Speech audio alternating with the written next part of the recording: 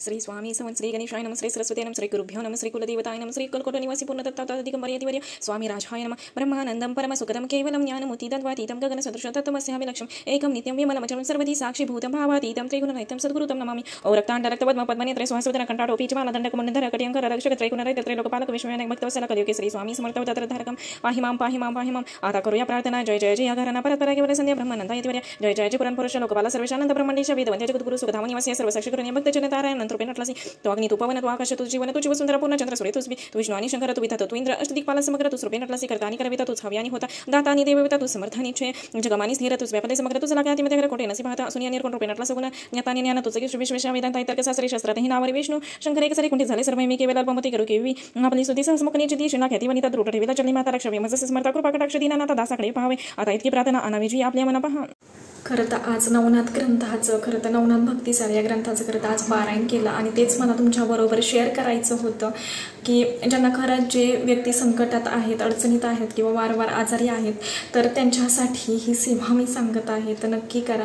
बघा खरं तर आज सकाळी अचानकच म्हणजे ठरलं माझं की सेवा करावी असं वाटलं तर बघा खरं तर फुलं वगैरे काहीच आणली नव्हती कारण तब्येत बरोबर नव्हती त्याच्यामुळे फुलं वगैरे काहीच नव्हती तरीसुद्धा म्हटलं जे काही साधं आहे त्यातच फक्त पण मला माझी मनापासून इच्छा होती की सेवा करणं आणि ती महाराजांनी खरं तर करून घेतली।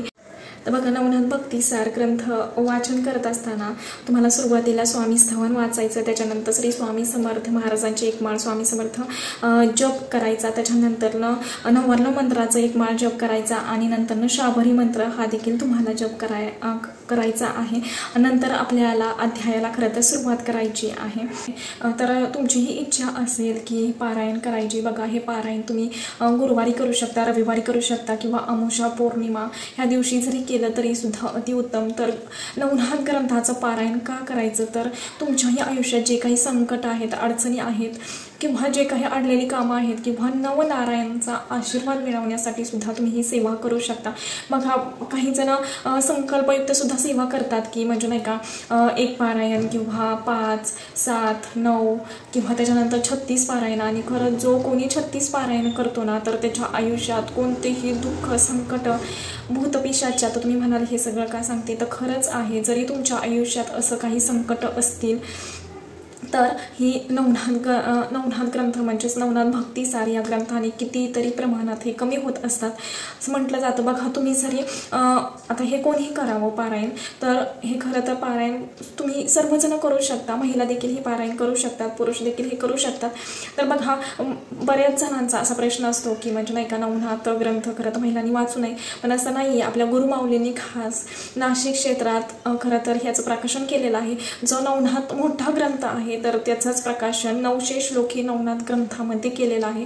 प्रत्येक अध्यायात 100 ओव्या आहेत असे 9 अध्याय आहेत आणि 9 अध्यायाचे 900 श्लोकी आपल्याला हे म्हणजे नाही का नवनाथ भक्तिसार आपल्याला भेटलेला आहे। आणि खरंच तुमच्याही आयुष्यात खूप सारे अडचणी चालू असतील संकटे चालू असतील वारंवार आजारी पडत असेल त्याच्यानंतर जे काही तुमच्या वरती आरोप लावलेले आहेत किंवा जे काही संकट एवढी येऊन पडलेले आहेत आजारपण एवढं येऊन तुमच्यावरती थांबलेलं आहे की म्हणजे हे झालं की ते झालं की ते जर तुम्ही 36 पारायणं केली नवनाथ ग्रंथाची तर तुमच्या आयुष्यात कोणतंच संकट राहणार नाही किंवा जे आजारी व्यक्ती आहेत त्यांच्यासाठी जर तुम्ही संकल्पयुक्त ही सेवा केली तरीसुद्धा ह्या सेवेने खरंच खूप सारा फरक तुम्हाला जाणवेल एवढी प्रभावी ही देखील सेवा आहे। आपल्याला आपल्या भोवती खरं तर नवनारायणाचं कवच निर्माण होतं कवच एक आपल्यावरती असं तयार होतं की आपल्यापर्यंत कोणतीच वाईट बाधा नजर दोष त्याच्यानंतर कोणतीही संकट भूतपिशाच हे आपल्यावरती हवी होत नाहीत। बघा आपण म्हणतो की बघा तुमच्याही घरात जर अमावस्या पौर्णिमा आली की भांडणं कटकटी होत असतील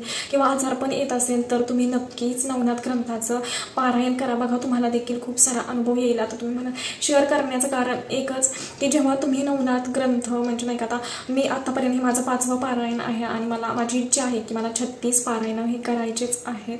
आता आज खरं तर मी सुरुवात केली सुरुवातीला असं वाटत होतं की म्हणजे नाही का मी इथून मागे ट्राय केली तर ते मी प्रत्येक रोज एक वाचत होती त्याच्यानंतर कधी कधी मी 4 दिवसात सुद्धा हे करत होती 2 असे वाचायचे शेवट 1 वाचायचे असं सुद्धा मी पारायण केलेले आहेत किंवा 9 दिवसाची जेव्हा मला खरंच खूप साऱ्या सेवा होत्या तर तेव्हा मी रोज एक अध्याय जरी तुम्ही पठण केला तरी सुद्धा चालू शकतं। मी अशी देखील सेवा केलेली आहे। फक्त ही सेवा करत असताना तुम्हाला नॉनव्हेज खायचं नाहीये परान्न घ्यायचं नाहीये एवढ्या तरी तुम्हाला पाळावंच लागणार आहे.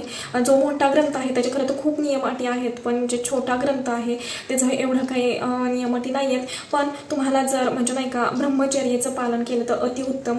पण जर एक दिवशी ह्या पारायण तुम्ही करत असाल, खरं तर एक दिवसात पारायण 900 श्लोकी खरं तर 1.5 ते 2 तास फक्त लागतात. एकदा तुमचा सराव झाला, एकदा ते तुम्ही वाचत गेला, तो प्रॅक्टिस झाली, तर तुम्हाला एवढा सुद्धा टाईम लागणार नाही. एवढंच हे सोपं पण तेवढेच प्रभावशाली आहे.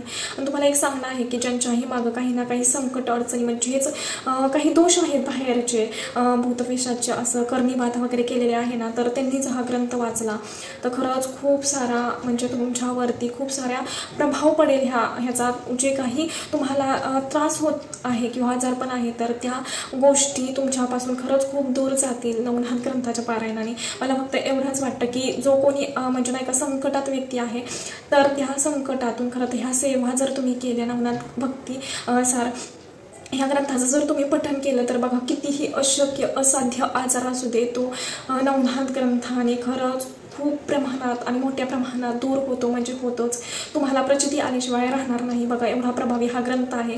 सांगण्याचं कारण हेच की तुम्हीही करून बघा. बघा एखाद्या जर असंकटात असणाऱ्या व्यक्तीला जर तुम्ही जर मदत केली तर त्याच्या इतकं पुण्य काहीच नाही.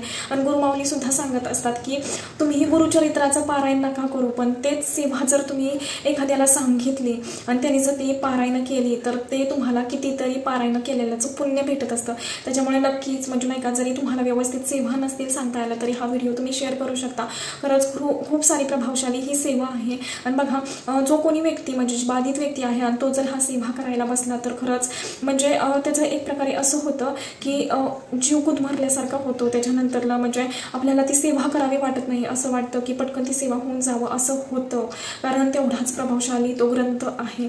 आणि जेव्हा तुमचे जास्तीत जास्त पारायण व्हायला लागतात ना तर त्याची प्रचिती सुद्धा आपल्याला तेवढीच लवकरात लवकर यायला लागते. बघा तुम्हाला जरी हे पारायण करत असताना जरी तुम्ही म्हणजे नाही का पूजा मांडणी केली तरी सुद्धा चालू शकतं, किंवा तुम्हाला नसेल पूजा मांडणी करायची तुमच्याही घरी म्हणजे नाही का नवनाथाचा फोटो असेल देवघरात किंवा दत्त महाराजांचा फोटो मूर्ती असेल तरी सुद्धा तुम्ही त्यांच्यासमोर बसून हे पारायण करू शकता. किंवा तुम्हाला सेपरेट पूजा मांडणी करायची असेल तर नारायणाचा फोटो आपल्या नवनाथाचा फोटो आपल्याला लागेल आणि उजव्या साईडला आपल्याला म्हणजेच देवांच्या उजव्या साईडला आणि आपल्या डाव्या साईडला मंगल कलशाची स्थापना करायची आहे. आणि त्यानंतर आपण ही म्हणजे नाही का पूजा मांडून धूपदीप दाखवून त्यांना नैवेद्य दाखवून आपण ह्या सेवेला सुरुवात करू शकतो. आता आज बघा माझं अचानकच ठरलं सकाळी की मला आज पारायण करायचं आहे. तुम्हाला जेव्हा मनात येईल तेव्हा तुम्ही करू शकता, ठीक आहे. तुम्हाला जरी वार बघून करायचे असतील, गुरुवार, रविवार, त्याच्यानंतर अमावस्या, पौर्णिमा असं जरी केलं तर खरंच खूप उत्तम.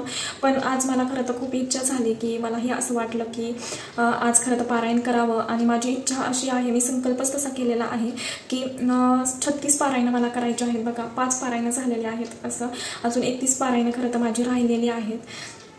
तर ते सेवा घडण्याला सुद्धा ते आपण करत नाही तर खरं तर महाराजच आपल्याकडून करून घेत असतात. एवढं तर म्हणजे नक्कीच समजून चाला, कुठलंही कार्य किंवा कोणतीही गोष्ट आपल्या आयुष्यात आपण करणं ती सुद्धा फक्त आणि फक्त स्वामी महाराजांची इच्छा असते. आणि मी सकाळी ठरवलंच होतं की मला हे पारायण आज करायचंच आहे आणि स्वामी महाराजांच्या कृपेने ते खरं तर पूर्ण झालं. खरं तर तब्येत बरोबर नव्हती तरी सुद्धा महाराजांनी ते माझ्याकडून खरं तर करून घेतलं. हीच खूप मोठी इच्छा पूर्ण केली. म्हणजे बघा तुम्हाला जरी काही म्हणजे गोष्टी समजल्या नसतील किंवा पारायण करण्याची इच्छा आहे, तुम्हाला एक सांगणं आहे, जर तुमच्याही घरात म्हणजे वारंवार एखादी व्यक्ती आजारी पडत असेल, खूप साऱ्या गोष्टी संकट तुमच्यावरती वारंवार येत असतील तर नक्कीच नवनाथ ग्रंथाचं पारायण करा. बघा गुरुमाऊली सुद्धा आपले सांगत असतात, जेव्हा खूप साऱ्या अडचणी तुमच्यावरती येऊन थांबतात, खूप सारे संकट किंवा खूप सारे म्हणजे नाही का आर्थिक मानसिक तुम्हाला त्रास होत आहे, त्याच्यानंतर आजार पण वारंवार घरात चालू आहे, तर नक्कीच तुम्ही म्हणजे नाही शक्य होत. बघा तुम्हाला जर असं वाटत असेल की 36 पारायण करायची तर तुम्ही 36 दिवस सुद्धा हे पारायण करू शकता. किंवा फक्त एवढंच की जे 5 दिवस आहेत मासिक पाळीचे ते स्किप करायचे आणि तिथून पुढे तुम्ही ते कंटिन्यू करू शकता. किंवा जरी तुम्ही प्रत्येक आठवड्यात एक केलं किंवा अमावस्या, पौर्णिमा, गुरुवार, रविवार असं जरी तुम्ही पारायण केली तरी बघा तुम्ही स्वतः सांगाल एवढा मोठा अनुभव प्रचिती महाराज देतात. आणि मेन म्हणजे नवनारायणाचं कवच आपल्यावरती असं निर्माण होतं, असं बनतं की आपल्यावरती कितीही मोठे संकट येऊन गेली तरी सुद्धा आपल्याला त्याचा काहीच फरक पडत नाही. नाही, म्हणजे ते काहीच संकट आपल्याला जाणवत नाहीत, एवढी प्रभावी ही देखील सेवा आहे.